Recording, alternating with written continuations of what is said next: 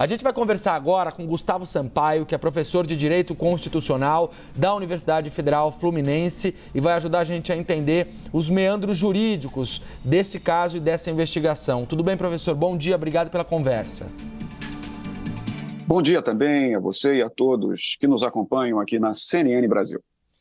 Professor, a gente começa perguntando sobre, de fato, a participação do Supremo Tribunal Federal e do ministro Alexandre de Moraes neste caso envolvendo o deputado federal Chiquinho Brazão, que teria sido o motivo pelo qual esse processo saiu do Superior Tribunal de Justiça e foi para o STF. Como é que o senhor avalia a participação, a velocidade, o engajamento e o poder de decisão de Alexandre de Moraes, visto que a gente teve hoje, poucos dias depois de ele assumir o caso no STF, já uma operação da Polícia Federal estruturada com 3 mandados de prisão, 3 prisões e 12 mandados de busca e apreensão?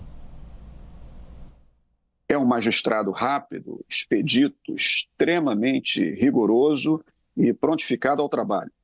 Em verdade, isso não aconteceu apenas agora. Esse processo vem subindo escalas no campo da prerrogativa de função que ajudaram a se chegar a esse desfecho no Supremo Tribunal Federal. Por quê? A priori, tudo corria em primeira instância, sob o controle judicial da primeira instância, quanto às medidas cautelares penais tomadas. Mas, num dado momento, uma delação, colaboração premiada, como tecnicamente se chama, foi feita, apontando a possível participação de um conselheiro do Tribunal de Contas do Estado. Os conselheiros do Tribunal de Contas do Estado gozam de prerrogativa de foro no Superior Tribunal de Justiça. Então, o processo subiu ao Superior Tribunal de Justiça, lá chegando mais um apontamento em colaboração premiada, dessa vez indicando a possível participação de um deputado federal, caso Chiquinho Brazão, que à época era vereador no Rio de Janeiro, mas que teria agora sido pego, portanto, num cenário de obstrução de justiça praticado durante o mandato de deputado federal. Consequência processual, o processo subiu do Superior Tribunal de Justiça ao Supremo Tribunal Federal, onde os deputados federais gozam de prerrogativa de foro. E assim foi. Com todo o produto assomado das provas coligidas nas investigações feitas desde 2018, mais as colaborações premiadas, chegou-se a um conjunto probatório suficiente para se ter como possíveis mandantes esses 3 que hoje foram presos na operação da Polícia Federal neste domingo. E assim, portanto, o ministro relator sorteado no Supremo Tribunal Federal, Alexandre de Moraes, expediu mandado de prisão, determinando que os 3 se recolhessem ao cárcere. E esse é o momento atual da nossa fase de investigação em torno desse crime, e essas prisões anunciam uma possibilidade de coisas novas aparecerem daqui em diante. Nós teremos que estar preparados, porque surpresas poderão ocorrer. A gente vai tentar melhorar a conexão com o professor Gustavo Sampaio, que conversa com a gente agora, que teve uma oscilaçãozinha aí na internet, porque é muito importante a gente lembrar, nesse caso, além, obviamente, da participação de um suposto grupo de extermínio, a milícia do Rio de Janeiro, no assassinato da Marielle Franco e do Anderson Gomes, a gente teve um outro fator importante, inclusive para a demora na elucidação desse caso, que foi o suposto envolvimento de pessoas da Polícia Civil ligadas à investigação que teriam atrapalhado esse caso, professor. Por isso eu queria te perguntar, como é que o senhor avalia? Hoje a gente teve o afastamento do Gineton Lages, que foi o primeiro delegado a investigar o caso da Marielle Franco, também mandado de busca e apreensão contra ele, e a prisão do Rivaldo Barbosa, que era chefe da Polícia Civil e que assumiu a secretaria um dia antes do assassinato da Marielle Franco. Portanto, foi um dos primeiros interlocutores com, inclusive, a família. A Aniele e a Marinette contavam isso pra gente aqui agora há pouco. Como é que o senhor avalia a participação da polícia nesse caso, numa tentativa eventual aí de obstrução de justiça, como a Polícia Federal investiga? E que tipo de crime pode recair sobre essas pessoas? Você se recorda que lá atrás, no começo das investigações, o ambiente aqui no Rio de Janeiro era de muito tensionamento, tanto assim que havia uma séria desconfiança sobre os trabalhos da Polícia Civil.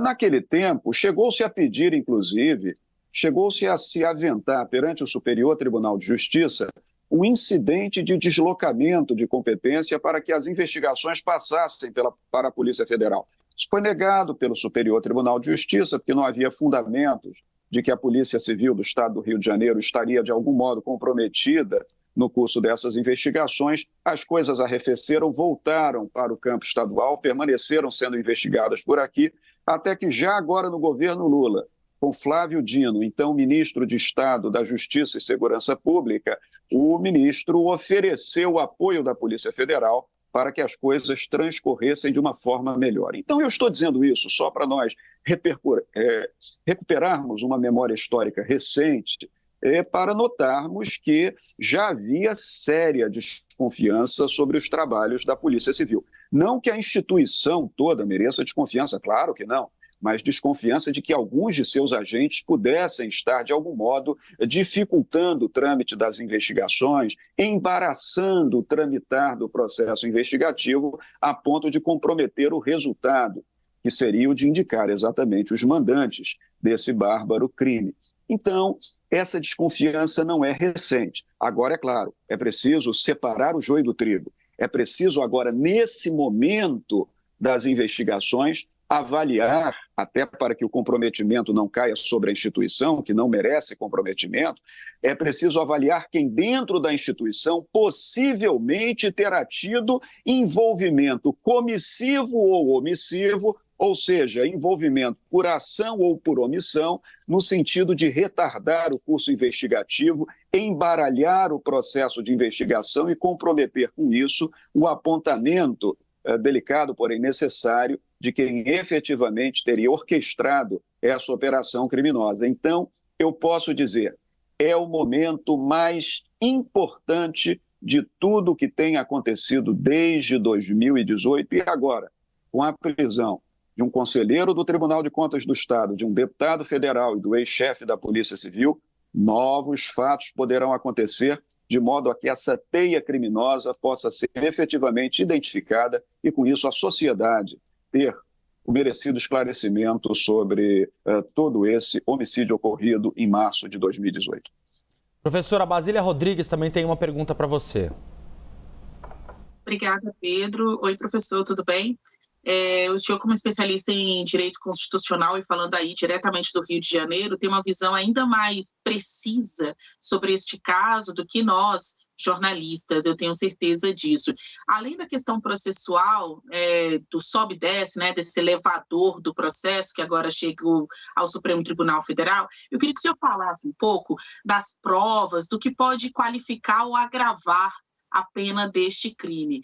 Estes nomes que aí aparecem, delegado, ex-chefes da investigação, deputado federal, ministro conselheiro do Tribunal de Contas, estas pessoas, em algum momento, nestes 6 anos, já se manifestaram sobre o caso Marielle, com declarações totalmente contrárias à acusação que chega hoje, objeto destas prisões, em momentos em que estas pessoas fizeram artigos, deram entrevistas, falaram da crueldade do crime, até mesmo se colocando como aliadas. Tem gente aí, até estou recebendo mensagem aqui, que até chegou a receber honra ao mérito, condecorações pelo seu papel na operação, né, de desvendar este crime, já que entre estas pessoas hoje tem até ex-chefes da investigação. Então, minha pergunta ao senhor é o seguinte: estas posições adotadas por estas pessoas nos últimos 6 anos, além do fato de terem, de acordo com a investigação, mandado matar ou cooperado com a omissão do caso, né, com que isso não fosse desvendado, esta tentativa de fingir que era uma coisa, que era parceiro da investigação, a favor da elucidação do crime, isso pode contar como um agravante em suas penas? Bom dia também, Basília, e na sequência do seu questionamento, do que Pedro nos trouxe, pode sim, Basília, pode agravar e muito, inclusive.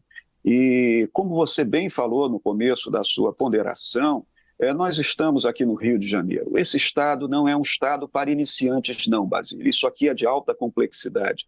É preciso uma boa junta de psicólogos, cientistas políticos, eu diria até psicanalistas, para compreender o funcionamento da política no estado do Rio de Janeiro.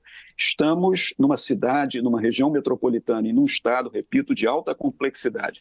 E essa postura, claro que eu tenho que partir aqui, Basília, por uma razão jurídica, como advogado que sou e como professor, do princípio da presunção de inocência, porque não há ainda trânsito em julgado contra essas pessoas que estão sendo indicadas. Mas atirar pelo estágio atual da investigação, essa postura de se colocar a favor da investigação, em busca do resultado, com discursos, com decorações, pessoas que são homenageadas, às vezes, para a surpresa de todos nós, nem sei mais se surpresa, com as mais altas comendas oferecidas pelo Poder Legislativo e pelo Poder Executivo do Estado, todo esse arsenal de fatos constitui um mecanismo político de autodefesa para tirar essas pessoas do foco da imprensa e do curso de investigações.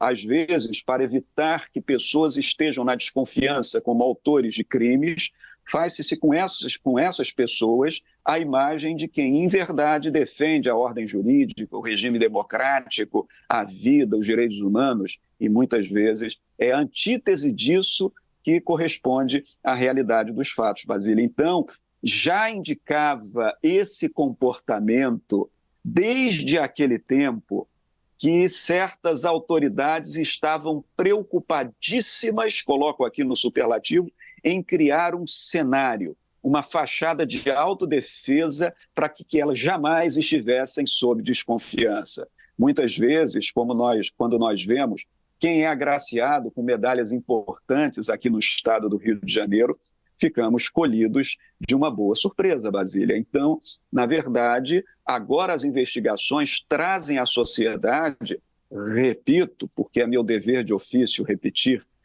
salvo melhor juízo, esperado o trânsito em julgado da sentença penal condenatória, mas até o momento as investigações revelam para a sociedade coisas muito importantes sobre as vísceras, sobre o coração da política no estado do Rio de Janeiro.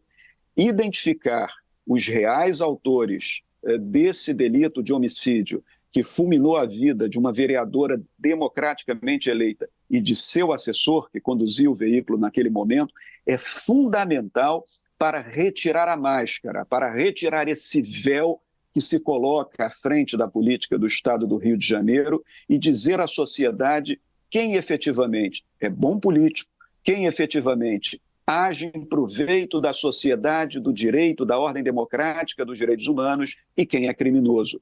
Fazer essa diferença é fundamental. Está agora nas mãos da relatoria do ministro Alexandre de Moraes no Supremo Tribunal Federal um papel relevantíssimo. E, é claro, concluindo a resposta, se essas pessoas se tiverem valido de cargo público para o cometimento do crime, se tiverem valido de cargo público para impedir que se desvendasse corretamente aquele crime praticado, isso pode ser considerado imensamente no agravamento das penas e pode até definir crimes autônomos dentro da legislação penal brasileira, num concurso material que pode lhes assomar uma resposta penal, uma pena extremamente elevada a ser fixada, se for o caso e se as provas continuarem sendo nesse sentido, pelo Poder Judiciário.